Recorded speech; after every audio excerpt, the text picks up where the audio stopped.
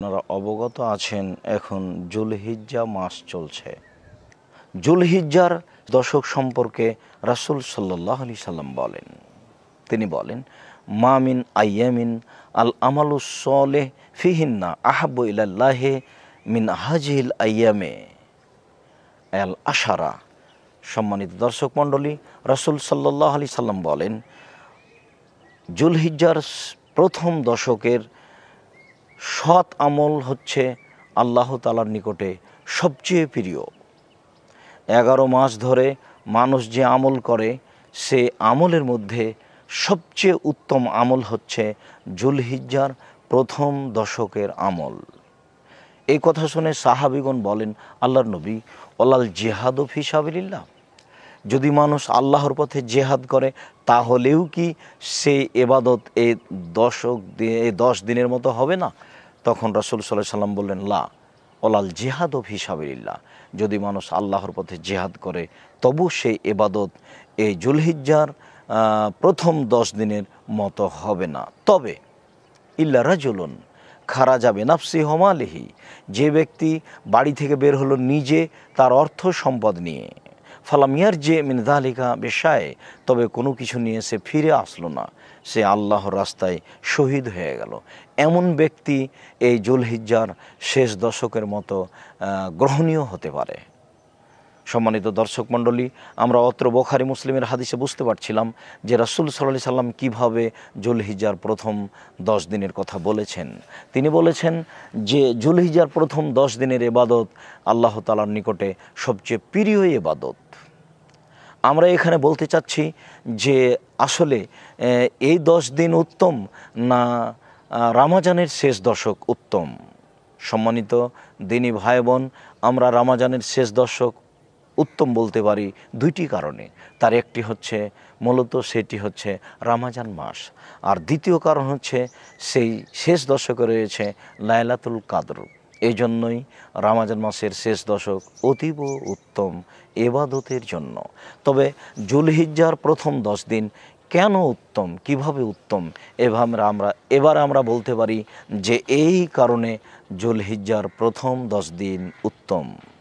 এই জুলহিজ্জার প্রথম 10 দিনে মানুষের জন্য করণীয় হিসাবে রাসূল সাল্লাল্লাহু আলাইহি সাল্লাম যা বলেছেন তাতে জুলহিজ্জা মাসে রয়েছে হজ। আর আপনারা জানেন গ্রহণীয় হজের কথা। রাসূল সাল্লাল্লাহু আলাইহি সাল্লাম বলেছেন, মান হাজ্জা লিল্লাহ ফালাম ইয়ারফুস ওয়ালাম ইয়াফসুক রাজা কা ইয়াউমিন ওয়ালাদাতহু উম্মুহু, কেউ যদি আল্লাহকে সন্তুষ্ট করার জন্য হজ করে, সে যদি এই হজ সফরে কোনো অশ্লীল কথা, অপ্রয়োজনীয় কথা ও কর্মে লিপ্ত না হয়, তাহলে সে ফিরে আসবে সেই দিনের মতো হয়ে যেদিন তার মা তাকে জন্ম দিয়েছে, নিষ্পাপ হয়ে ফিরে আসবে। অত্র বুখারী মুসলিমে বোঝা যায় বুখারী মুসলিমের হাদিসে বোঝা যায় জুলহিজ্জার প্রথম 10 দিনের ইবাদত হজের ইবাদতের ফজিলত। সম্মানিত দর্শক মণ্ডলী, রাসূল সাল্লাল্লাহু আলাইহি সাল্লাম এ ব্যাপারে আরও বলেন যে তোমরা হজ এবং উমরা করো, নিশ্চয় হজ উমরাই মানুষের পাপ মিটে যায় এবং দারিদ্রতা দূর হয়ে যায়। তিনি আরও বলেন, মানুষের যদি হজ কবুল হয়ে যায় তাহলে তার বিনিময় হচ্ছে জান্নাত। কবুল হজের বিনিময় জান্নাত ছাড়া আর অন্য কিছু নয়। আমরা মনে করতে পারি যে জুলহিজ্জার প্রথম দশকের যে গুরুত্ব রয়েছে তার একটি বড় কারণ হচ্ছে হজ, আর একটি বড় কারণ হচ্ছে এই দিনে রয়েছে আরাফা। সম্মানিত দর্শক মণ্ডলী, আপনারা জানেন রাসূল সাল্লাল্লাহু আলাইহি সাল্লাম বলেছেন, খায়রুদ দুআ ইয়াউমে আরাফা, সবচেয়ে উত্তম দোয়া হচ্ছে আরাফার দিনের দোয়া। ও খায়রু মা কুলতু ও নবিয়্যু কাবলি, সবচেয়ে উত্তম হচ্ছে যা আমি বলেছি এবং আমার পূর্বে নবীগণ বলেছেন। আর দোয়াটি হচ্ছে লা ইলাহা ইল্লাল্লাহু ওয়াহদাহু লা শারীকা লাহু লাহুল মুলকু ওয়া লাহুল হামদু ওয়া হুয়া আলা কুল্লি শাইইন কাদির। আল্লাহ ছাড়া কোনো মাবুদ নেই, তার কোনো শরিক নেই, তিনি এক অদ্বিতীয়, রাজত্ব তার, প্রশংসা তার, সর্বশক্তিময় তিনি। সম্মানিত দর্শক মণ্ডলী, অত্র দোয়ার আমরা গুরুত্ব বুঝতে পারছি যা রাসূল সাল্লাল্লাহু আলাইহি সাল্লাম আরাফার দিনে পড়ার জন্য বলেছেন। সম্মানিত দর্শক মণ্ডলী, জুলহিজ্জার প্রথম 10 দিনে আরও রয়েছে তাকবীর। জুলহিজ্জার প্রথম 10 দিনে আরও রয়েছে আপনার আরাফার দিনের সিয়াম।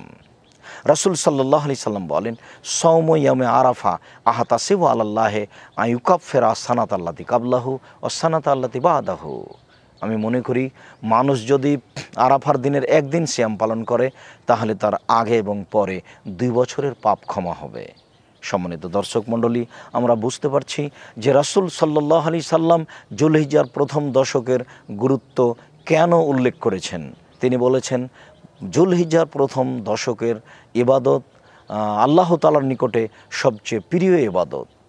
তিনি আরও বলেন, মা মিন ইয়াউমিন আকসারা আই ইউতিকাল্লাহু ফিহা আবদান মিনান নারে মিন ইয়াউমে আরাফা।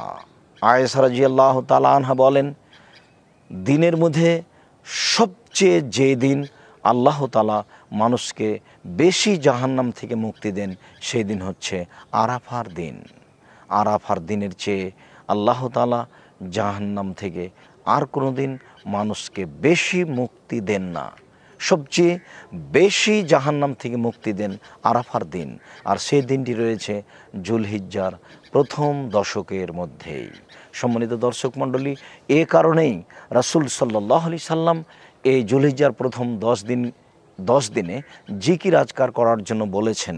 আল্লাহ তাআলা বলেছেন, আল্লাহ তাআলা বলেন, উযকুরুল্লাহা ফি আইয়ামিম মা'দুদাত, তোমরা আল্লাহকে ডাকো, স্মরণ করো এই জুলহিজ্জা মাসের প্রথম 10 দিনে। এই মর্মেই রাসূল সাল্লাল্লাহু আলাইহি সাল্লাম এই দিনে তাকবীরের কথা বলেছেন। আমরা আব্দুল্লাহ ইবনে উমর এবং আবু হুরায়রা রাদিয়াল্লাহু তাআলা থেকে দেখতে পাই, ইমাম বুখারী রাহিমাহুল্লাহ বলেন, কানা ইবনে উমর ও আবু হুরায়রা ইখরুজানে ইলাল আসওয়াকে ফি আইয়ামিল আশারা ও ইউকাব্বিরু নাস বিতাকবীরিহিমা।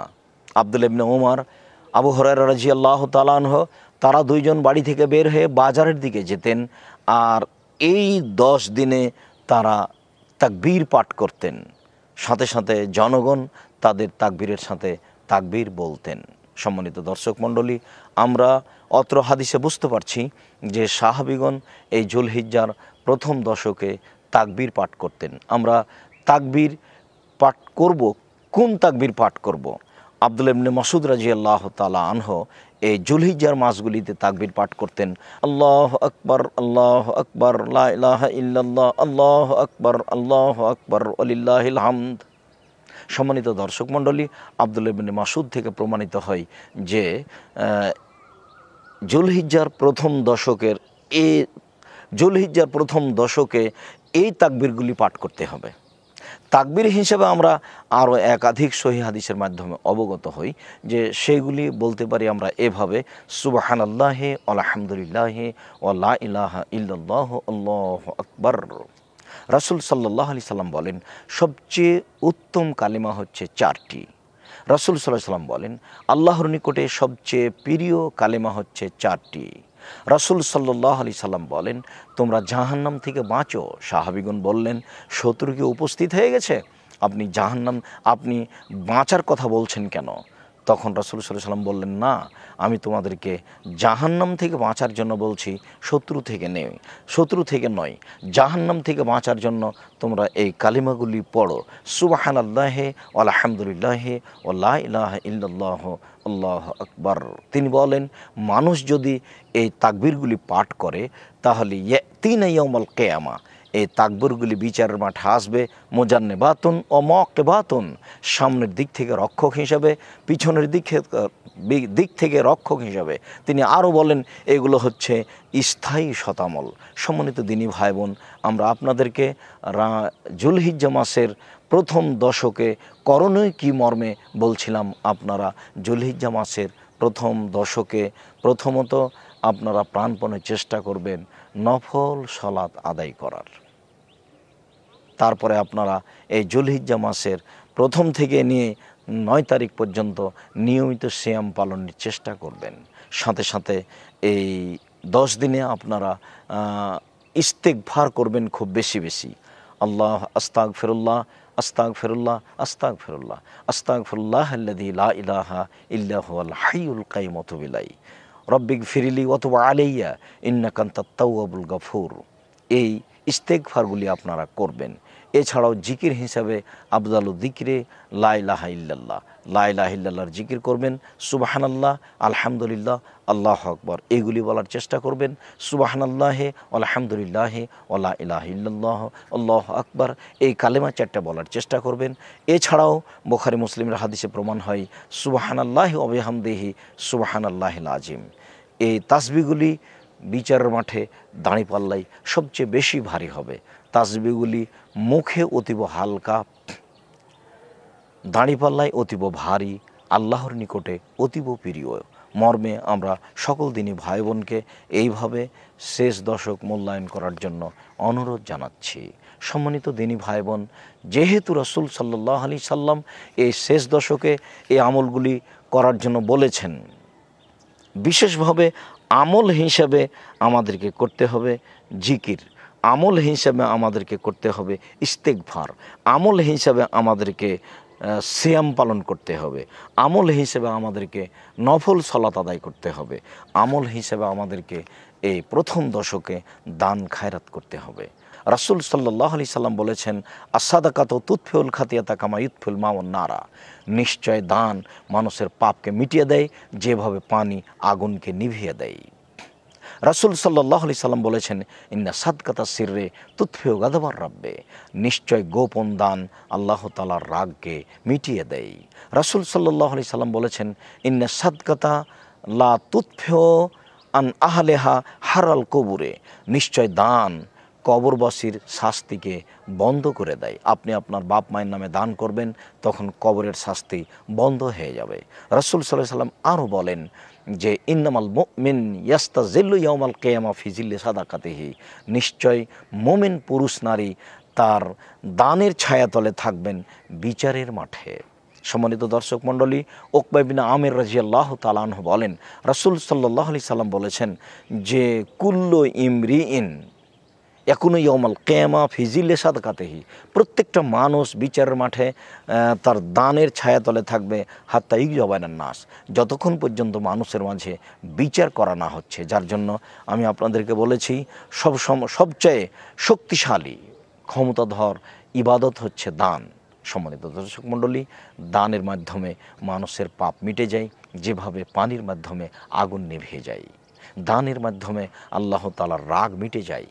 দানের মাধ্যমে কবরের শাস্তি বন্ধ হয়ে যায়। সম্মানিত দর্শক মণ্ডলী, দানই একটা এমন ইবাদত যেটি বিচারের মাঠে আপনার জন্য ছায়া হিসাবে থাকবে। এই মর্মে সকল দিনী ভাই বোনকে আমরা দানের হাত প্রশস্ত করার জন্য অনুরোধ জানাচ্ছি। আপনাদের অবগতিতে আছে জামিয়া সালাফিয়ার কথা। জামিয়া সালাফিয়া রূপগঞ্জ, নারায়ণগঞ্জ, ঢাকা। জামিয়া সালাফিয়া ডাঙ্গিপাড়া, পাওয়া, রাজশাহী। এই জামিয়া সালাফিয়া দেশের মাটিতে সঠিক আকীদার সবচেয়ে বড় প্রতিষ্ঠান। সেখানে প্রায় ৩,০০০ ছেলে মেয়ে পড়াশোনা করে, তারা ভিন্ন ভিন্ন স্থানে অবস্থান করে। সম্মানিত দর্শক মণ্ডলী, তার ৫৩৫ জন এতিম অসহায় রয়েছে, তার ১১৫ জন শুধু এতিম মর্মে আমরা আপনাদেরকে দানের হাত প্রশস্ত করার জন্য অনুরোধ জানাচ্ছি। সম্মানিত দিনী ভাই বোন, আমরা আপনাদেরকে দান করার জন্য বিশেষভাবে এই নাম্বার ব্যবহার করার জন্য বলছি। এখন আমরা আর এজেন্ট নাম্বার যেটা শেষে ছিল ৮১৮০, তাতে আমরা দান নিচ্ছি না। অন্যান্য যেগুলো নাম্বার রয়েছে সেগুলিও বন্ধ করে দেওয়া হয়েছে। শুধুমাত্র মার্চেন্ট বিকাশ এবং তার সাথে সাথে এই নাম্বার দুইটি। আপনাদেরকে আমি প্রথমে অবগত করাই মার্চেন্ট বিকাশ সম্পর্কে। মার্চেন্ট বিকাশ নাম্বার হচ্ছে 01974088967। মার্চেন্ট বিকাশ নাম্বার 01974088967। সম্মানিত দর্শক মণ্ডলী, এই বিকাশে ঢুকে ৪ নম্বর অপশনে দেখতে পাবেন পেমেন্ট। এই পেমেন্টে আপনারা এই টাকা পাঠানোর চেষ্টা করবেন। এই নাম্বারগুলি টিপলেই আপনারা সহজেই এই টাকা পাঠাতে পারবেন। সম্মানিত দর্শক মণ্ডলী, আমরা মার্চেন্ট বিকাশ নাম্বার ব্যবহার করার জন্য অনুরোধ জানাচ্ছি। ৪ নম্বর অপশনে এসে এই নাম্বার ব্যবহার করলে আপনারা পাবেন পেমেন্ট।